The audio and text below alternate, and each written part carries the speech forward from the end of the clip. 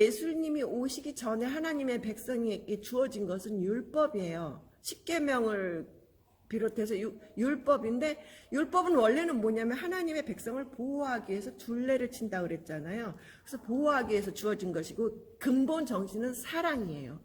그런데 이제 그 유대인들이 이 율법을 너무너무 잘 지키기 위해서 이 세부상을 막 늘리다 보니 630몇 가지인가가 됐어요. 그것을 너무너무 지키기 열중하다 보니 율법의 근본 정신은 다 날아가고 율법의 조항만 남아서 형식적으로 지키게 됐어요. 예수님이 오셨을 때 이제 그게 문제가 된 거예요. 그렇다 그래서 우리가 그러니까 예수님이 율법을 내가 폐하러 온 것이 아니라 완성하러 오신다고 했기 때문에 율법이 그렇게 완전하진 않지만 그렇다 우리가 폐하할 것도 아닌데, 오늘 이 여인의 삶에 있어서는 이 율법이라는 것이 너무나 고통스러운 그 속박하는 그런 게 돼버린 거죠. 그래서 그 이제 율법 이 여인에 해당하는 병은 레위기 15장에 전장에 이 유출병이 나올 정도로 쫙 나와 있어요. 근데 이게 뭐냐면 거기 보면 유출병이 있으면 그 유출병으로 말미암아 부정한 자라. 근데요, 사실 그 유출병은 어떤 거냐면 이제 이렇게 여성이 이제 하혈을 하는 거야. 남성도 문제예요. 이게 이제 몸에서 어떤 게 흘러나오는 게 유출병이에요. 여자뿐만 아니라 남자도. 근데 이거는 전염성은 없어요. 문둥병도 똑같이 부정한데 이런 거는 이제 전염성이 있지만, 유출병은 사실은 전염성이 없지만 어떤 거룩한 백성으로서의 어떤 성적인 그런 것들을 건강하게 하는 어떤 테두리였어요, 사실. 그런데 이게 이제 유출병의 문제가 이제 여인 같은 경우에는 뭐 성적인 문제보다는 아마 여성이 예를 들어 생리를 해도 그 기간은 부정해요. 그 유출로 인하여. 출산을 하고 나서도 부정해요. 유출이 있으면 무조건 부정해요. 근데 이게 생리불순으로 유출이 계속돼도 부정해요. 그러니까 이 여인은 아마 그런 종류의 어떤 증상이 있었던 것 같아요. 뭐 어떤 문란한 행위보다는.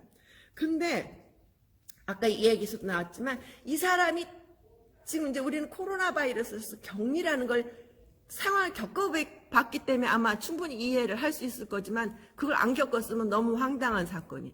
이 여인이 앉았든 누웠든 이 여인이 닿기만 하면 그 자체가 다 부정해지는 거예요. 다른 사람이 그걸 만지면 그 사람도 부정해져. 그래서 부정해진 사람은 회중에서 격리돼야 돼요. 거기 제가 그 민수기 말씀 써놨죠. 나병 환자, 유출증 있는 사람은 부정하게 돼서 다 진영 밖으로 내보냈어요. 사실은 이게 이제 하나님이 어떤 안전망인데, 왜냐하면 그 당시에 그 광야하고 굉장히 이스라엘 중동의 지방이 덥고 환경도 열악한 상황이었죠. 당시 뭐 의료적인 것도 없고, 이럴 때 누가 이런 전염병이나 좋지 않은 병을 가지고 있으면 회중 전체가 감염되기 때문에 무조건 규정상으로 율법적으로 진영 밖으로 내보내라. 이게 명령이에요. 그런데 이제 이렇게 되었을 경우에 가서 전부 그 사람들은 옷을 빨고 몸을 씻어야 돼요. 그리고 즉시 들어올 수 있는 것도 아니야. 어쨌든 그 정결해지는 기간, 그날 하루는 무조건 진영 밖에 있어야 돼. 밖에까지. 근데 사실 옷을 빤다는 것 자체가 이제 나중에 계시록에도 나오고 그러는데, 옷을 빤다는 것 자체가 자신의 죄를 고백하고 하나님께 회개하는 의미예요. 그러니까 단순히 물리적으로 옷을 빠는 걸 넘어서서 회개하는 거예요. 그래서 실질적으로 내기 그 후반부의 말씀에 보면은 유출병이 다 나았을지라도 바로 들어올 수가 없어요. 이래를 센 후에 옷을 빨고 흐르는 물에 몸을 씻고 그리고 속죄제를 지내야 돼요. 그러니까 이 여인의 상황이 얼마나 지금 힘든 상황인지, 그 이제 뭐 예를 들어 문둥병 같은 경우, 나병 같은 경우는 그렇게 해야 됐겠죠. 그렇지만 이 여인은 좀 너무나 그 자기가 그렇게 문란한 것도 아니고 가정생활을 정상적으로 했는데도 불구하고 이런 규정 때문에 지금 그러한 삶을 살다 보니 아까와 같은 그런 너무너무 고통스럽고 정말 살 수가 없어요.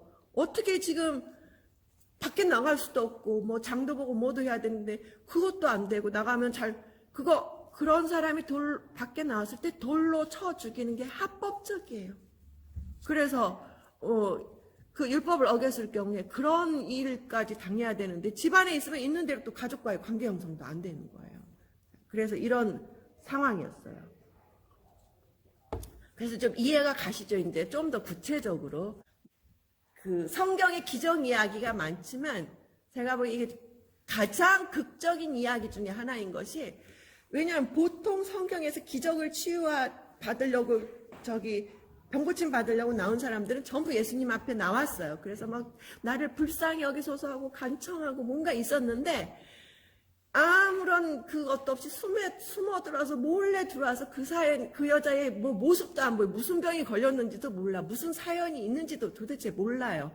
이 여인이 아무것도 모르는데 그 간절한 마음으로 딱 됐는데 예수님이 그 모든 걸 아셨다는 거예요. 그 여자의 마음, 그 여자의 그 상태 다 아시고 능력을 즉시 내보내셨다. 기적 이야기 중에, 치유 이야기 중에 가장 극적인 것 같아요. 예수님의 신적인 능력도 드러나고 간절한 그 여인의 마음도 드러나고 가장 극적인 그 치유의 이미지 중에 하나이고, 전체적으로 성경 안에서 예수님의 기적 사건과 구원의 사건, 사실은 이게 이따 밑에 공부하면 별게 아니에요. 같은 거예요. 이 사건을 통해서 혈루병의 여인은 아까 제가 얘기했지만 가장 극적인 상황의 어떤 하나의 예이고, 그럼 예수님이 왜 이런 기적을 행하셨을까, 치유를 행하셨을까라는 예수님의 마음을 보기를 원해요. 그리고 그 마음을 내가 오늘 느끼고 그 예수님 내 안에 들어오는 거, 여러분 안에 들어오는 거, 그게 지금 이 마음 저기에서 굉장히 중요하거든요. 자, 그래서 이제 두 번째 파트를 보겠어요. 기적과 구원을 행하신 예수님의 마음이 뭐냐 하면 우리가 성경에 번역되기를 불쌍히 여기다 또는 민망히 여기다 라고 표현이 되어 있어요. 근데 이제 이 뒷부분에 좀 설명하겠지만, 기본적으로 예수님이 그 당시 살던 상황을 여러분들 한번 상상을 해보세요. 2000년도 전에 그 적각불이 흐르는 땅이라 그러는데 사실은 가보면 진짜 광야에 삭막하고 힘든 척박한, 지난번에도 얘기했지만 강대국 사이에 끼어서 정말 약소한 힘이 없는, 사실은 굉장히 힘든 입지에 있는 나라가 이스라엘이거든요. 근데 예수님이 그 땅에 제가 지난번에 카이로스 때라고 그랬잖아요. 근데 예수님 스스로가 이 땅에 오셨는데 가장 낮은 자리에 오셨어요. 가장 낮고 천한 자리에. 사실 예수님의 출생의 비밀을 우리가 보면은, 아니 처녀가 잉태하여 아들 낳았어. 그러면 이거는 돌로 쳐서 죽일 수 있는 율법이었어요, 그때. 그래서 사실은 요셉은 유다 가문이면 굉장히 대우를 받을 수 있는데도 불구하고 아이를 낳으려고 해서 그 방을 구하려고 그럴 때 사람들이 다 거절했어요. 그래서 마국간에서 나온 거예요. 그러니까 그렇게 거절당하고 가장 낮고 천하고 정말 아기가 태어났는데 그 몸 하나 받아줄 곳 없는 그곳에 오셔서, 사실 예수님이 이제 정식으로 생활하신 거는 저 북쪽에 나사렛 마을인데 이스라엘의 변방이고 가난한 마을에서 목수의 아들이었어요. 아니 그 당시에 무슨 건축을 엄청 대단하게 해서 목수의 아들이 뭐 얼마나 목수가 일거리가 있었겠어요. 더군다나 그 시골 마을에. 그러니까 굉장히 가난하고, 또 예수님은 아버지가 일찍 돌아가셔서 어렸을 때부터 13살인가 뭐 그렇게 추정하는데 소년 가장이었어요. 얼마나 그 삶이 고달팠겠어요. 그러니까 예수님이 이 땅에 낮은 자리에 오셔서 가난하고 소외되고 고통스러운 삶을 다 체험하셨다는 거예요. 저는 이게 너무너무 은혜가 되는 게, 옛날에 이런 예화가 있어요. 고종 황제 때 이제 선교사들이랑 외국인들이 막 들어오기 시작했잖아요. 근데 그 선교사가 와가지고 막 테니스를 치는데 막 땀을 뻘뻘 흘리면서 뛰어다니는 거예요. 그래서 고종 황제가, 아니 왜 네가 그거 힘들게 그렇게 뛰어다니니, 그런 거 하인이나 시키면 되는 거야. 이렇게 얘기했어요. 그러니까 만약 예수님이 하나님의 아들이신데 왕이신데 왕으로 왔다면 우리네 그 고달픈 삶, 이 땅의 그 힘든 사람들의 삶을 어떻게 하시겠냐고요. 근데 사실은 사람은 다 자기가 겪어봐야 그 상황을 이해를 해요. 내가 겪어보지 않으면 이해를 못해요. 근데 예수님이 왜 우리와 함께 하시고 우리 안에서 우리의 고통을 다 하신다냐면, 기본적인 예수님의 삶 자체가 너무 낮은 자리에 오셔서 고통스러운 삶을 다 겪으셨어요. 물론 하나님이시니까 안 겪으셔도 아실 수 있지만 그분이 육신이 돼서 육체적인 몸으로 와서 그거를 다 겪은 것과 또 하나님이 오셔서 전능하셔 아는 것과는 우리 입장에서 또 다른 거예요. 어? 그분이 그렇게 겪으셨다는 것 자체가 내가 다가갈 수 있는 접점이 되는 거예요. 거룩하신 분이 다 아신다. 이거는 나한테는 거리감이 있어요. 왜 제가 계속 내 삶에서 예수님을 만나냐면 그분은 우리 삶에 들어오셔서 내 바로 옆에서 내 안에서 이렇게 사셨어요. 그렇기 때문에 우리가 힘들 때 얘기만 하면 다 아시는 분. 얘기 안 해도 아시는 분. 그래서 예수님이 이런 삶을 사셨기 때문에 그리고 예수님이 둘러봤을 때 그 당시에 민중의 절대 다수가 지배계급으로부터 억눌리고 살았어요. 그들이 억눌리고 인간으로 존중받지도 못하고 일용할 양식도 보장을 받지 못했어요. 그러니까 예수님은 이런 사람들을 보면서 너무 안타까운 거야. 너무 그 사람들을 보면 가슴이 아픈 거예요. 정말 그 마음의 동정인데 값싼 동정이 아니라 가슴 깊이 느끼는 정말 그 연민 동정이 그게 가득 찬 마음이었어요. 그런데다가 이 가난한 사람이 삶의 이렇게 힘들게 살면서 가난하게 살다 보니 삶의 여건이 안 좋으니까 병도 더 잘 걸려요. 그런데 이게 더 심각한 거는요. 병이 걸려도 하나님으로부터 저주를 받아서 너는 죄인이라서 저주를 받은 거라고 그 당시 사람들은 인식을 했어요. 그래서 이게 비난의 대상이야. 응? 그게 한 예를 보겠어요. 요한복음 9장 제가 거기 있죠. 한번 보세요. 예수께서 길을 가실새 날 때부터 맹인된 사람을 보신지라. 근데 제자들이 아직도 지금 뭐라고 하냐면 이 사람이 맹인으로 난 것이 누구의 죄로 인함입니까? 자기의 죄입니까? 부모의 죄입니까? 아니 자기 죄가 아니라 부모적 조상 죄까지 다 포함해서 네 부모가 죄를 지어서 너는 그 죄를 받아서 저주를 받은 거다. 그래서 너는 태어날 때부터 너는 소경이다. 이렇게 얘기를 할 정도로 정말 병 걸린 것도 이 고통스러운 상황에서 이런 삶을 살았어요. 그러니까 이 예수님이 이 상황을 봤을 때 얼마나 마음이 아프셨겠어요.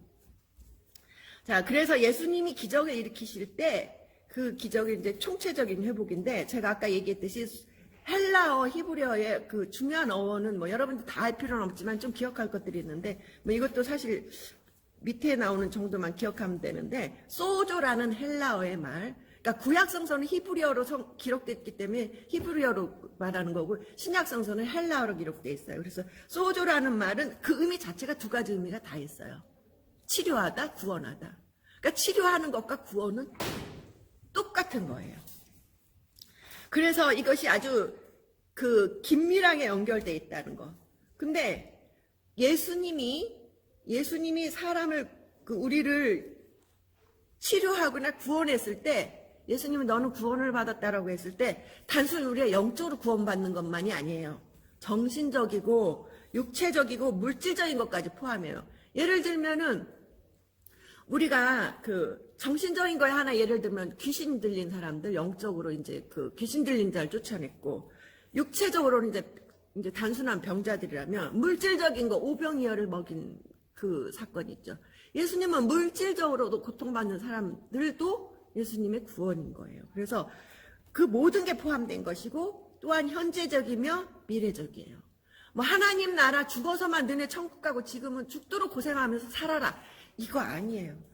예수님은 우리가 현재 이 땅에서 행복하게 살길 원하세요. 하나님의 그게 마음이에요. 그래서 현재적인 미래인 걸 다 포함하고 있어요. 그렇기 때문에 예수님은 병자를 치유하셨을 때 너 병 나았다로 끝나는 게 아니야. 네 죄사함을 받았다. 구원을 받았다. 이해가 가시죠? 소조라는 말 자체가 치료하면서 동시에 구원이고 이게 사회적으로는 죄로 인한 거라는 비난이었는데 예수님 거기에 이 사람들을 완전히 해방시켜주는 거야. 너는 죄로부터 구원을 받아, 죄사함을 받았다.